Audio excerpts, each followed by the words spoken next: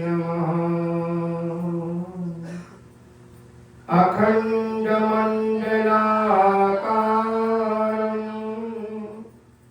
व्याप्तं येन चराचरं तत्पदं दर्शितं येन तस्मै श्री गुरुवे नमः। बोलिए सद्गुरुदेव भगवान की, बोलिए श्री सत्यनारायण भगवान की। सभी गायत्री मंत्र का उच्चारण करेंगे, सभी एक साथ बोलेंगे। ओम भूर्भुवः स्वः तत्सवितुर्वरेण्यं भर्गो देवस्य धीमहि धियो यो नः प्रचोदयात्। ओम भूर्भुवः स्वः तत्सवितुर्वरेण्यं भर्गो देवस्य धीमहि धियो यो नः प्रचोदयात्। ओम भूर्भुवः स्वः तत्सवितुर्वरेण्यं भर्गो देवस्य धीमहि धियो यो नः प्रचोदयात्। ओम नमो भगवते वासुदेवाय।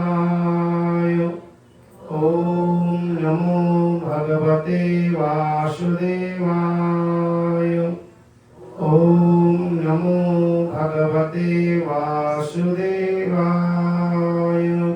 बोलिए वासुदेव भगवान की, बोलिए गायत्री माता की, बोलिए शालिग्राम भगवान की, बोलिए तुलसा महारानी की, बोलिए गंगा मैया की, बोलिए यमुना मैया की, बोलिए संत समाज की, बोलिए कार्तिक महात्म्य की।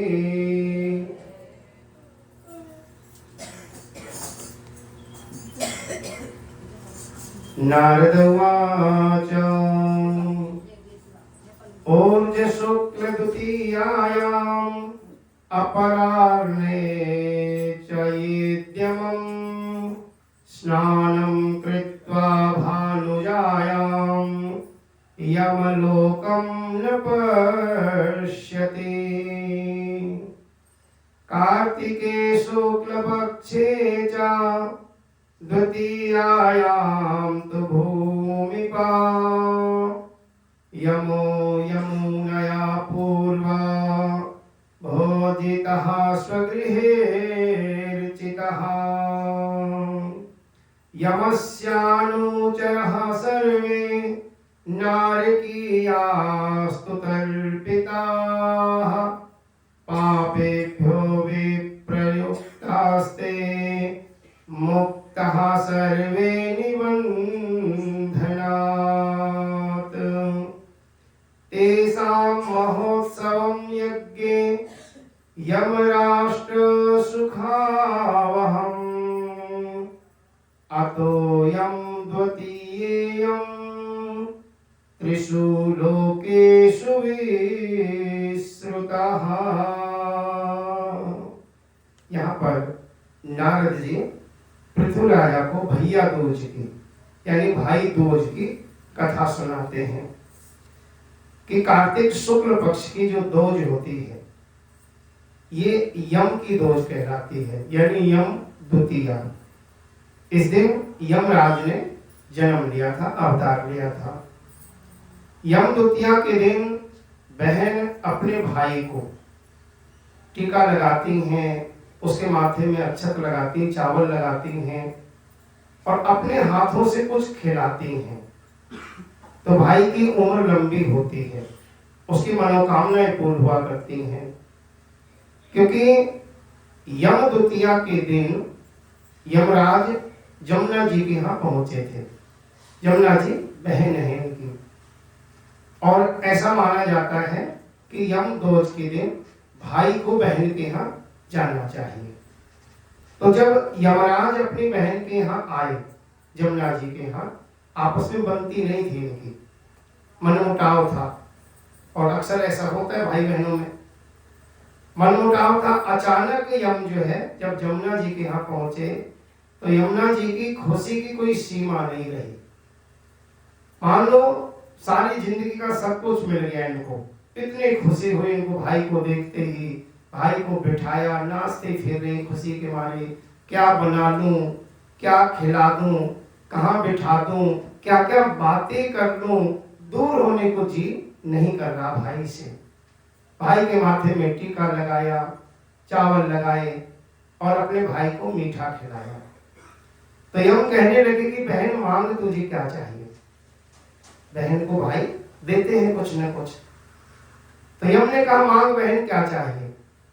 तो बहन ने कहा कि भैया यदि देना चाहते हो ना, जैसे आप मेरे घर आए ऐसे हर बहन का भाई अगर रूठा हुआ हो तो उनके घर आए। और यम द्वितीया के दिन पृथ्वी पे किसी की भी मृत्यु हो तो तुम्हारे यहाँ नहीं स्वर्ग में जाए, ये वचन दो। यम ने कहा तथास्तु बहन ऐसा ही होगा। इसलिए यम दोष के दिन भाई बहन के हाथों से कुछ खाते हैं और भाई बहन जमुना जी में नहाने जाते हैं। अगर जमुना जी में भाई बहन जाकर के स्नान करते हैं तो उससे और भी ज्यादा भगवान की कृपा होती है।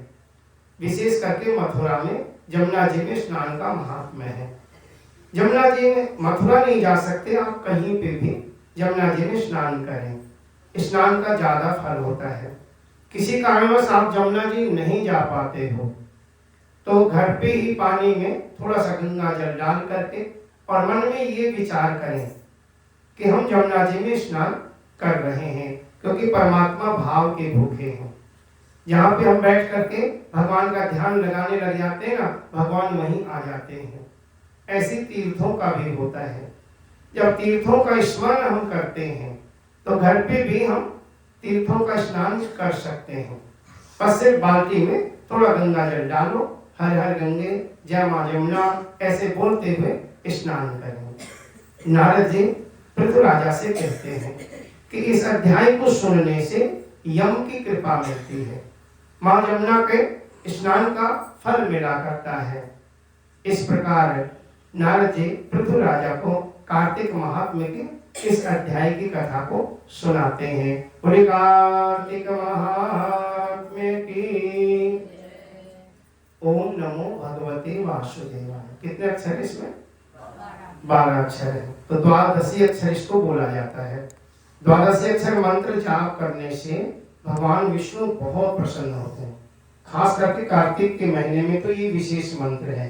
वैसे प्रतिदिन आपको जाप करना चाहिए और वैसे भी संकेतिक होता है ये। एक शिष्य था, उसका नाम था ओम।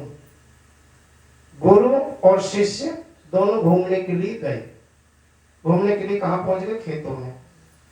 खेतों में पहुंच गए तो गुरुजी ने कहा कि ओम बैठ, थोड़ा जाप कर लेता हूं मैं। ओम ने कहा ठीक है गुरुजी आप जाप कर लो, मैं थोड़ा घूमाऊं।